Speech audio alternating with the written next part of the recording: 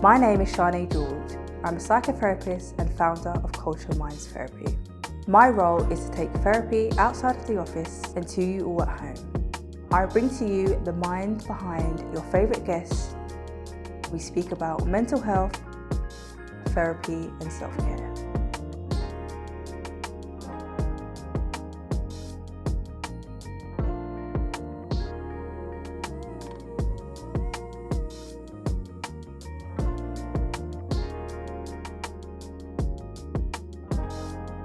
Hayley, thank you so much for coming. Thank you for having me. I want to start off by giving you a cuddle. Oh, can I do okay, that? of course. Give me a hug. I'm a hugger. Oh. I'm a hugger. I normally end with cuddles, but I feel like with you, you have a special place in my heart because obviously you're my mentor at the moment. Yes. So I know you on a professional level, but now I'm getting to know you on a more intimate level. Yes. So you're coming into my world. Yes, I love it. Thank you for all you do for me, literally.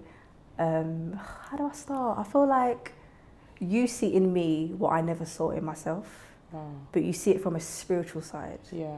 And for me, when it comes to spirituality, sometimes I'm very to and fro. And I know we've spoken about, sometimes I feel like I get swayed away from God or sometimes I feel like I get pulled away from God or pulled away from spirituality because of my confusion. And I think for you, you've always brought me back on track. You've always said, no, like, start with reading this, start with reading that, start praying, start using your affirmations. So I appreciate you so much. I appreciate you, man. It's an honor. And I love being able to see you grow as well. Like, from the time that we first started, you know, kind of connecting to where you are now and just being able to see the world of possibilities for you. It's been beautiful to watch as well. Thank you. Yes. I remember actually when you did your talk at Microsoft. Yes. How long ago was that? 2019. 2019. I remember when I saw you and I was like, I need to find a way to speak to you or get in the same room as you. Wow. And now that you're here, it's like a full circle. Wow, that's so crazy. I remember literally. Wow, God is good. Yeah, that was 2019 September. Yeah, exactly September 2019. Yeah, amazing. Okay, so I want to start off with a wellness this or that, right? So I'm going to shout out some phrases and you choose which one you prefer, okay? Don't think too deep. Okay. Just go whatever comes to your mind. Cool. You ready? I hope I don't say something mad, but okay. You won't. Morning runs or evening walks? Evening walks. Early riser or night owl? Night owl. Affirmations or vision boards? Affirmations. Bubble bath or hot stone massage? Bubble bath. Spa day or nature retreat? Spa day. Reading a book or watching a movie? Watching a movie. Meditation or mindfulness? Meditation. Energy drink or coffee? Energy drink. City breaks or adventures? City breaks. Plantain or plantain? Plantain. I'm African, man. Oh, right. So, how have you been feeling? How are you? Do you know what? I think in terms of where I am right now in my life, I think I'm processing how busy I am. And I think I'm learning not to be in denial of it. And I think before I was in denial, and that's how I used to get burnt out. So people were like, oh my gosh, Hayley, you're so busy. I'd be like, no, it's calm. And because I didn't want to admit that I was busy, I used to overpromise. So I'd be doing 500 things and I only had the capacity to do 10. Because I didn't want to admit that, no, Hayley, you actually don't have the capacity for this. And I have a heart that just flows over. And I'm so happy to have like a husband like mine because he's got really good boundaries. So sometimes I'll be like, yeah, babe, you know, I'm doing 500 things. I'm flying to India, I'm flying to do helping this person. And he'll be like, bro, no, you're not. I'm like, I am. And he'll be like, no, you're not. And he's like, Hayley, like, you need to chill. Like, it's okay, take time. So I definitely say now I'm recouping that energy. So I'm definitely in the best place that I've been in this year, I would say mentally. I love that. And how do you manage with such a busy lifestyle? Yeah, I think it's being able to take time for myself, most importantly, and doing the things that I love to do. Something I share a lot in my keynotes is I always challenge people to make sure they're having more hobbies than they are responsibilities. Because I think that a lot of people can tell us what they have to do and they will never tell us what they want to do. And I think it's really important that you have something that you want to do. So in 2020, I started doing rap, right? So I was having this conversation with you in terms of one of the videos going viral where me and my husband are wrapping up my wedding. And I remember when I went into rap, it's because of the fact that I was so burnt out. And I feel like one of the best things for you to do when it comes to looking after your mental health is actually feeding your inner child. And I've always loved rapping. I've always loved music when I was a kid. In secondary school, I went to an all-girls school. We used to clash in the playground, sit in bar, 16 bars, everyone wanted to know. So I was that type of girl. Grew up obviously on Tupac. Tupac's one of my favorite rappers, the Biggie. From like Dr. Dre, like old school, obviously Jay-Z, Kanye, and then obviously I think of like Miss Dynamite, like Lady Leisha. I've also been in love with the UK female rap culture as well. And I just thought to myself, let me just risk it. Like, let me just do it. And that, I just did it for fun. And It helps my mental health so much. Like, even this year, writing a new song, I don't know when I'm gonna release it. I literally just wrote it for fun. I wrote it in like an hour. Who job less? I wrote that in between meetings.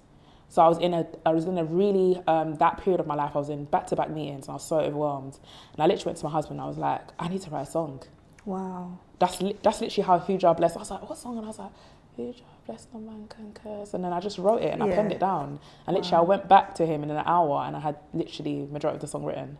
I love that. Yeah. I love how you've turned a hobby into something that can actually be a potential business for you. Yeah, I mean, I've made over 4 figures from my music. From rapping, wow. Yeah. Wow.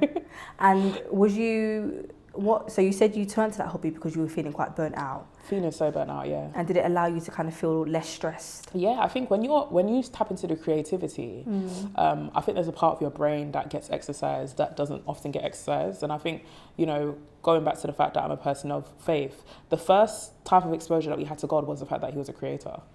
And I think that's one of the most beautiful things, to kind of tap into that nature of God within you. And just the fact that creativity it's not just God's nature, it's who he is. He's a creator. And I believe all of us are creators. I believe all of us have the ability to create a better life, to create, a way of happiness, right? And for me, that's my way of happiness, is being able to write music. I love that so much, because for me, these interviews were a hobby. Yes. I was working as a therapist, and I thought, you know what? I want to talk to people whereby it's not structured. Yes. It's not following a certain protocol. I'm just talking, and I'm just getting to know you. You're getting to know me. Yes, and look where we are today. Yeah, man. So it just goes to show, like, from a hobby, your hobby can grow so massive. Yes. And it can become, your business, essentially. And we live in a world of possibilities. I know that we're in a crazy time with, a lot of things going on in the world. And, unfortunately, the world right now is focused, the propaganda is focused a lot on limitations. There's so much propaganda in the media talking about your cost of living crisis. Not to come and say it doesn't exist, but it's not the only thing that exists. And I'm the person that is always looking at, okay, cool, when there is darkness, that means that when something is bright, it has the opportunity to be very bright. Some of the greatest companies were actually born in recession, from Uber to actually Instagram to Facebook. These are actually companies that actually now turn over billions. They were actually born in recession, and I think, some of the greatest ideas actually come from your breakdown. I always say, like, the greatest lessons you'll ever learn will come in your valley and not your mountaintop. Like, when you're in that dark place, those lessons will sustain you in the mountaintop. And if you don't actually hold yourself to actually be attentive to those lessons, what's going to happen is you get to the mountaintop and you won't be a better person. Going back to scripture, obviously, how I am. The Bible comes and says we go from glory to glory. Glory in terms of a biblical sense actually means death. So it means that a part of you has to die each level that you go to. Because in order for you to become everything that God wants you to become, a part of you has to die. Because remember when I told you heaven goals and earthly goals? There's the heaven goal, there's the person that God desires you to be, that if you don't kill bad habits, trauma, if you don't hold that level down, you will never manifest in who God wants you to be.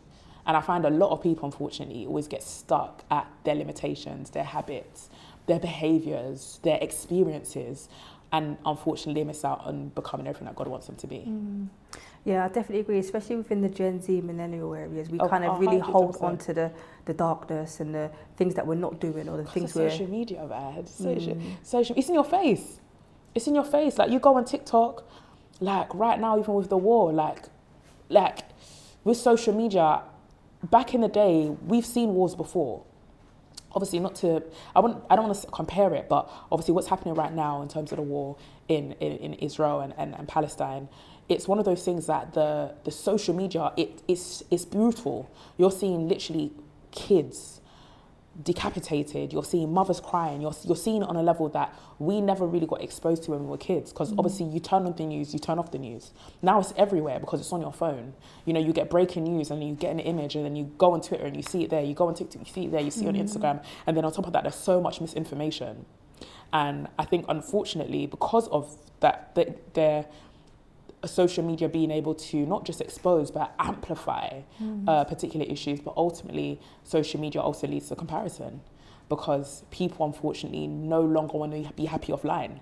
They want to be so caught up on this phone, so caught up on a facade that people are painting. I always come and say Instagram stories are telling you the story that they want you to believe. That is what Instagram stories is, because if you think about it, it's a highlight reel. Then it's just highlighting. That's what I always say, don't focus on the highlights, focus on the real. It's a pun of words, you can tell I'm a rapper. Yeah, you've definitely got that creativity in you. Now, obviously I know about your life as my mentor. You're very open, you talk a lot about who you are, where you've come from, and that vulnerable side of you. And I know you also speak about it as a speaker.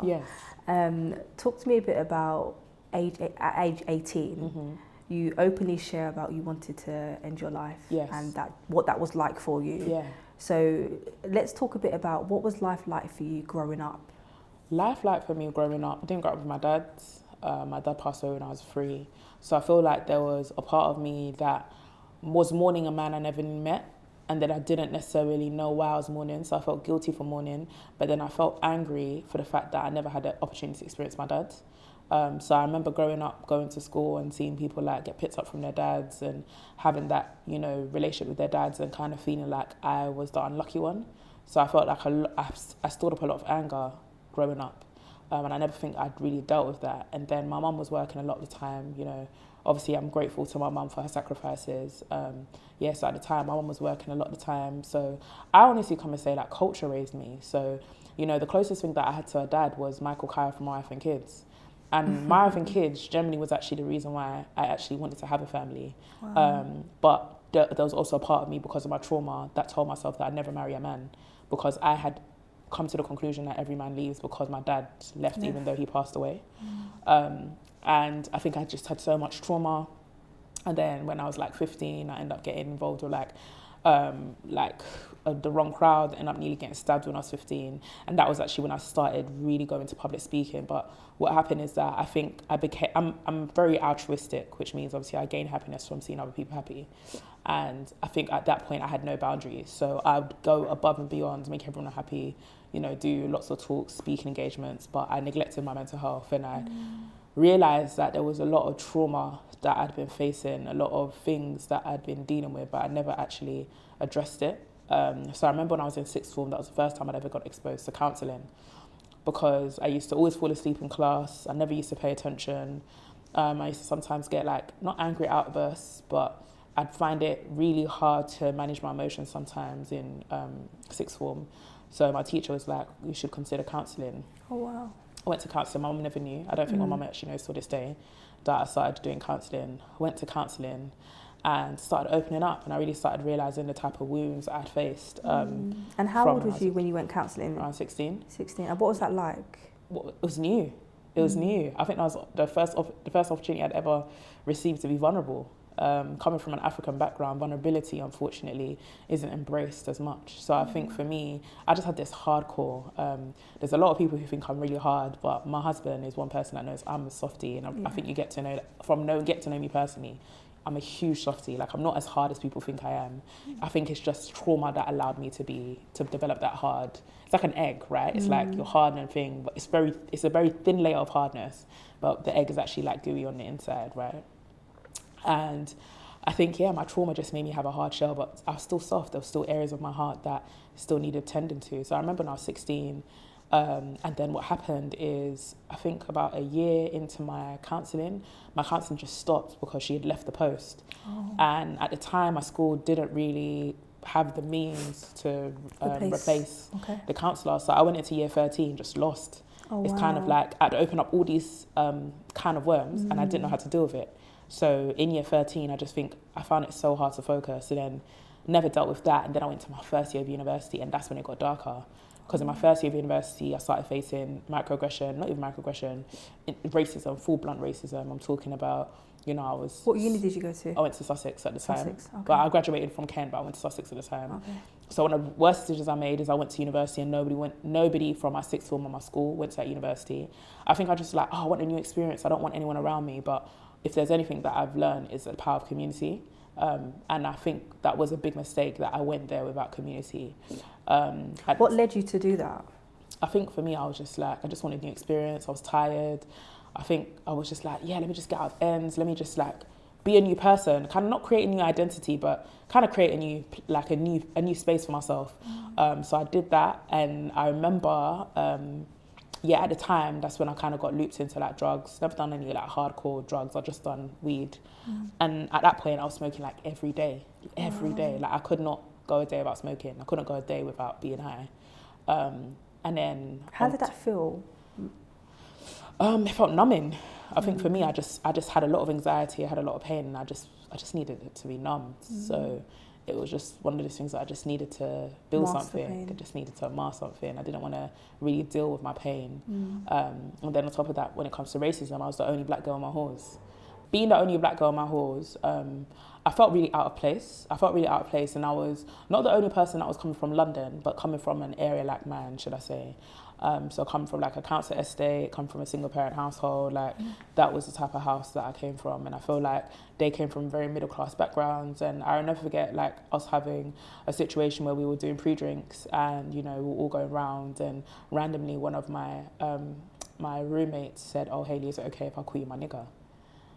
And I've never been called that before, because I came from an area where everyone kind of looked like me. Yeah. So being the only black person in the room, and then having to feel like I had to defend myself, and then also being painted as aggressive in the moment of defending myself, and then it being an altercation where I nearly got into like an actual physical altercation. I had like 3 different guys holding me back because there was so much anger kind of stored up in me. On top of that, I'm drinking. On top of that, I'm high, and then on top of that, I'm facing racism on different occasions.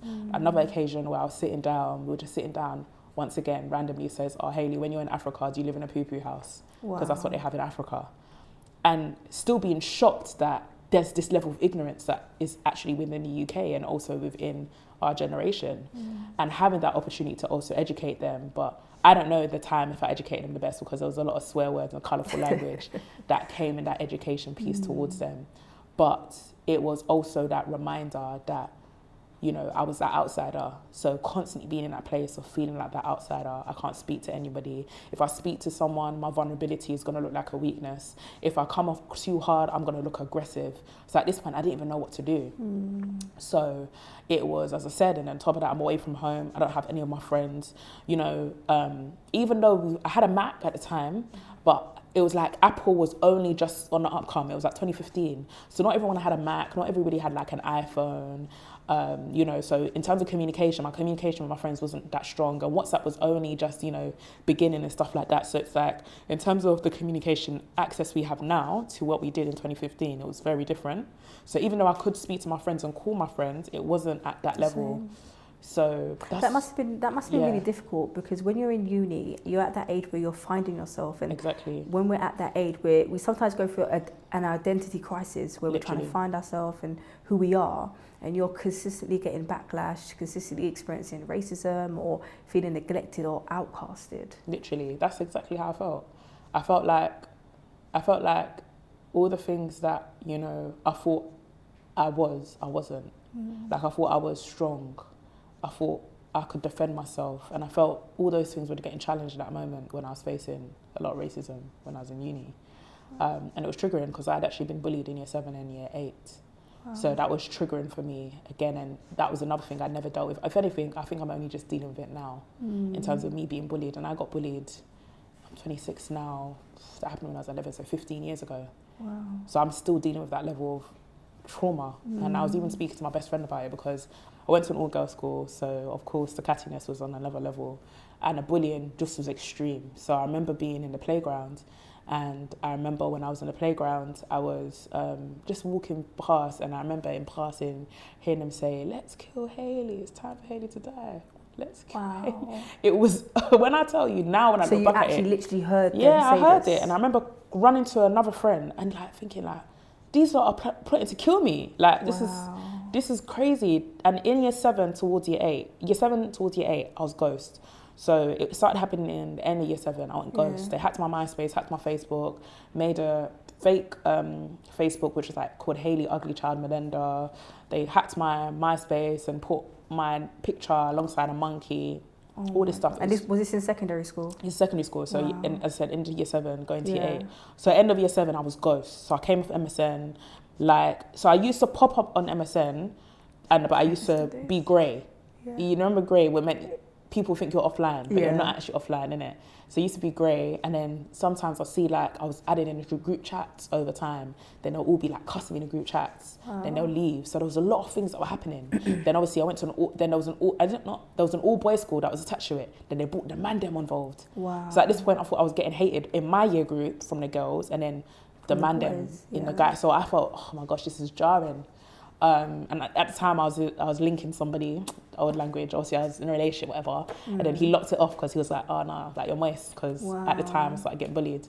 And I remember year 7, that summer holiday I went ghost, and then I came back in the second day of year 8 because I missed the first day because I kept having panic attacks. I was traumatized. I was like, I don't want to be here. Like I begged my mum to move me to Uganda. So we was actually in the process of me moving to another school, but God told my mum that my destiny is in the UK, and it's something basically like I'm going to be a very influential person in the UK, and that I need to stay in this country. So my mum was willing to pay like 8k a year for a school in Uganda. I already had admitted, tickets had already been booked, like I was ready to go. Then my mum heard God, and then she literally locked everything off. And how did you feel when you want to leave schools or you want to go back to Uganda, and your mum has told you, you know, I've heard from God and God is saying that your place is here? I was thinking, who's this God fam?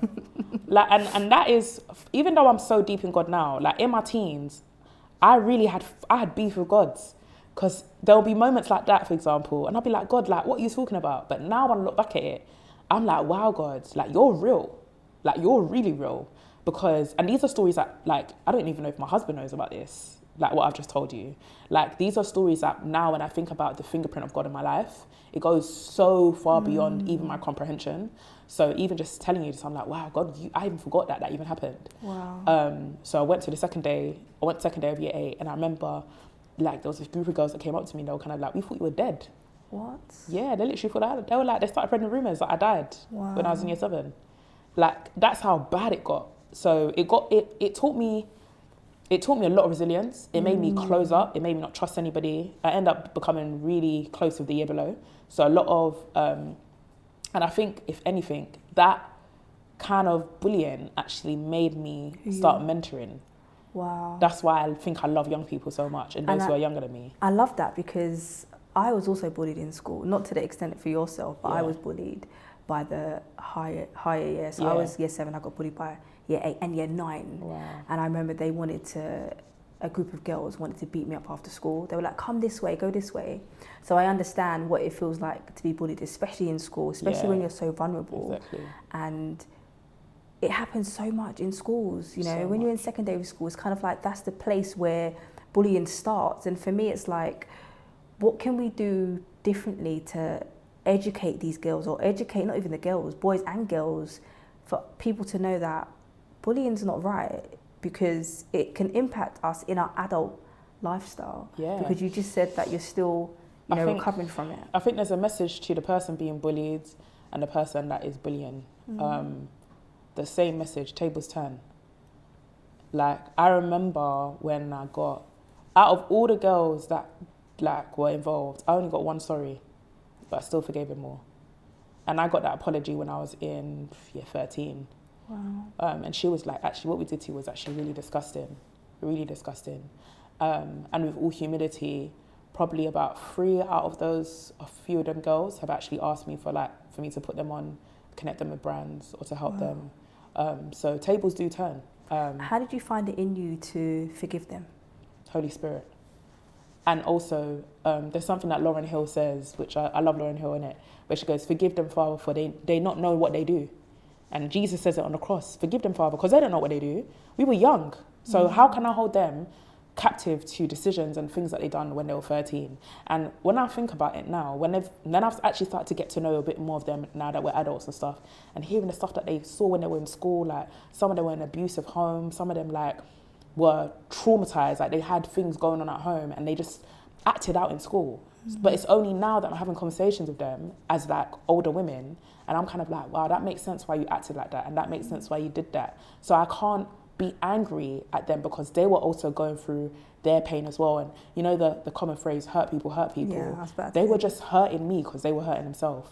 And it's kind of like, who am I to hold that against them if they were fighting their own demons? Like, the best thing that I can do is show them love and show them the possibility of God. Like, some of them I've prayed with them because for me, my heart is just being able to show you that God can still heal that trauma, because it was other people who showed me that. So I think that's the best thing that I can do for them moving forward. Wow.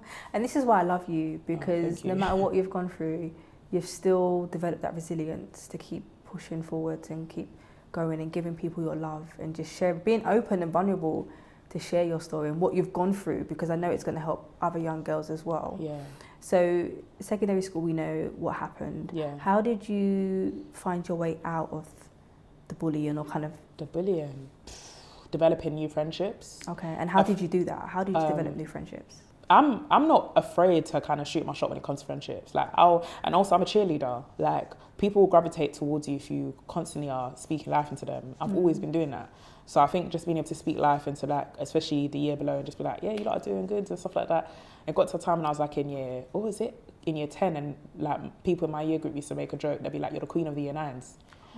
Because I was just always around the year below, innit? And it was kind of funny.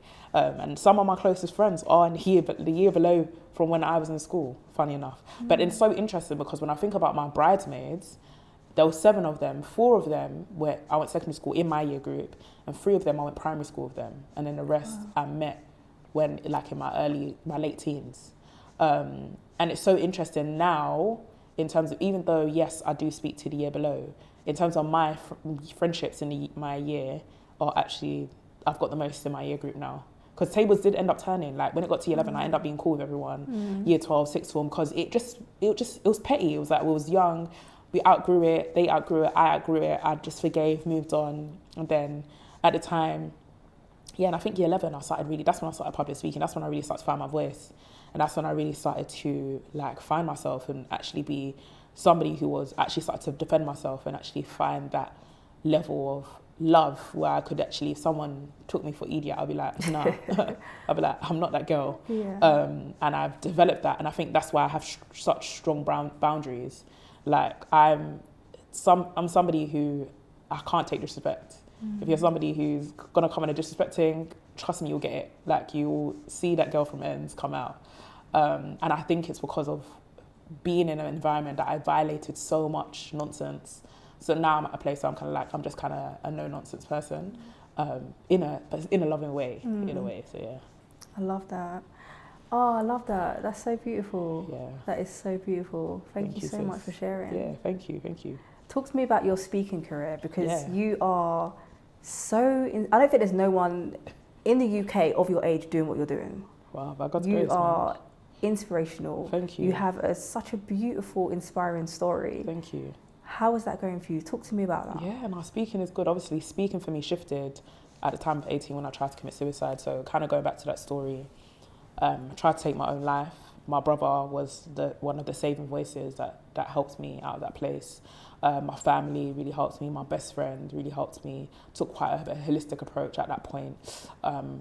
Couldn't leave my house for about 4 months. Came off social media 4 months, having panic attacks. I was addicted to sleeping pills. Wow.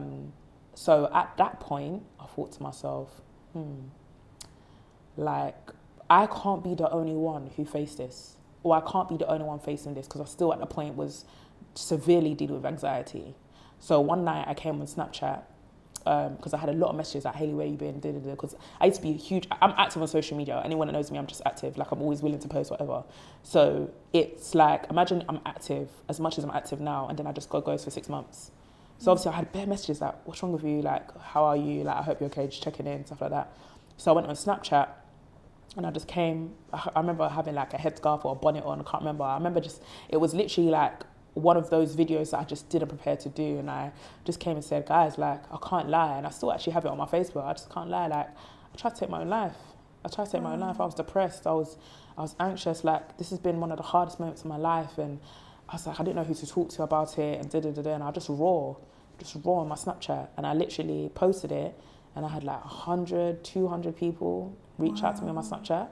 And they were like, oh my gosh, bro, like, Hayley, this is how I feel. Wow. This is how I feel. And that's what made me go into mental health.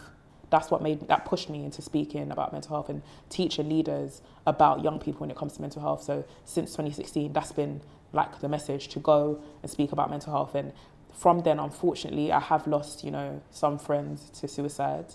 And I'll never forget, it was in 2018 when I lost one of my close friends to suicide. I'll never forget that call because, I'll never forget that call because I got booked for one of the biggest speaking engagements in my life. And I remember an hour before I got the call and they were like, yeah, we're going to fly you up to Norway, wherever, Then I got a call after about my friend had committed suicide. And I remember feeling so guilty because I was like, how can I be traveling around the world doing mental health work? How can I be traveling around the world doing mental health work? And one of my friends was suffering in silence, that she took her own life. And that was hard. I feel like I failed. I wanted to stop speaking. So bad because at that point I felt like what I'm doing is not worth it. If my friends can't open up to me, then what is all of this? Then it got to a moment where I had my breakdowns and it was hard. And I remember when I was speaking to her family and they told me that they saw in her diary that she said she wanted to do public speaking with me and stuff. Aww. And that she wanted to share about mental health. And that's what made me go harder. That's what, that 2018 was a shift for me. Like, if you ever go in my speaking career and think, oh, what was the shift for Hayley? It was 2018. Because it was like, now the work is personal. Like, it's not that it wasn't personal, because obviously I had my own story. But when you actually lose someone else to it, it's like, different. It's personal. Because it's like, wow, like, this is real stuff. And also having to be that friend that a lot of people also confided in as well, in terms of when they were depressed and stuff. There was a time when my husband was going through depression when we were just friends. That was in like 2016. Like, my husband was going through severe depression, and that's actually how me and my husband actually ended up getting very close, because I was that support for him when he was going through depression. And as a man, he wasn't open up to anyone else. That's actually how me and Sterling ended up getting close. And so when you're in a space doing the work that I'm doing, people can kind of be like, oh yeah, you're on these big stages, you work on big clients from Microsoft to Google, IBM, JP Morgan, whatever. Yes, I do have a great roster of clients, but realistically, I would not be doing the work if I knew that it was about lives are at stake. Like, not even yesterday, a few days ago, I had a talk at Perfume Shop. It was a room, 600 people, whatnot. Literally right after my talk, I had a man run out and he was like, listen, like, my daughter self-harms. I get parents at big corporations. I'm talking about some of the biggest CEOs in this country consult me about their children when it comes to mental health. So when people are kind of like, oh yeah, all she is a speaker. I'm not just a speaker. Like, I'm helping different leaders in this country in terms of how do you sustain your children's mental health, because a lot of them are Gen Z. A lot of them actually, I have a lot of Gen Z in terms of my content, and obviously, like, I'm always on social media, so I kind of know what's happening and stuff like that. Doing different consulting, different, in just helping them understand young people in general. That's why my heart's for young people. My whole thing is to bridge that gap between those who are in leadership and those who are young talent. That's the thing that I'm most passionate about. But ultimately, bridging the gap from young people from low socioeconomic backgrounds. Because when I was depressed, I couldn't tell you I was depressed because I didn't have the vocabulary. So when I think about young people from ends, they're not saying they're depressed. You think these gangbangers, and that's another thing, I've lost people to knife crime. I had to, 2018 was, when I tell you 2018 was like one of the hardest years of my life. 2018, I lost my friend to suicide. And 2018, I also lost my cousin to knife crime, and I had to identify his body. Like, literally, it was 6 weeks apart. Like, then on top of that year, I also lost my granddad. Like, when I tell you that year was like nearly a write-off year for me, serious stuff, bruv. But when I also think about the lessons that I took away from that, Like, it made me even understand knife crime on a different level. Like, when you think about it in terms of those who are gangbangers and stuff, you're going out with a knife not knowing if you're going to be killed or not. Is that not suicide? Is that not suicide attempt? But people just can be like, yeah, but they're criminals. They're dealing with severe mental health issues. But no one's ever going to see the humanity from these young people from ends because of their trauma. And I always come and say, listen, I don't think always people are bad people. I think they've been put in bad circumstances. And because there's a quote, sorry, it's like, not what is wrong with you, but what happened to you. Yes. And I'm the type of person who my husband says it, and a lot of my friends say, I'm the person that believes in the underdog. I believe in the underdog. I'm the person that I will see you might be rough, but I'm just kind of like, if you're talented, I'll work with it. I'll work with it. I love you so much. Thank you so much. It's been such a pleasure to just speak with you, just have this conversation. Thank you, Anne. And thank you for the platform. This is, I already told you that this type of platform is so needed. I don't ever really cry on podcasts, so the fact that you got me to that emotion is kind of crazy. Well, thank you for coming. I appreciate you so much. No, thank you, literally, man. No, just today was good. It was healing to me. And I love it. And I hope that, this will bless others whilst they watch it back as well. Amen. Thank you, sis. Thank you, sis.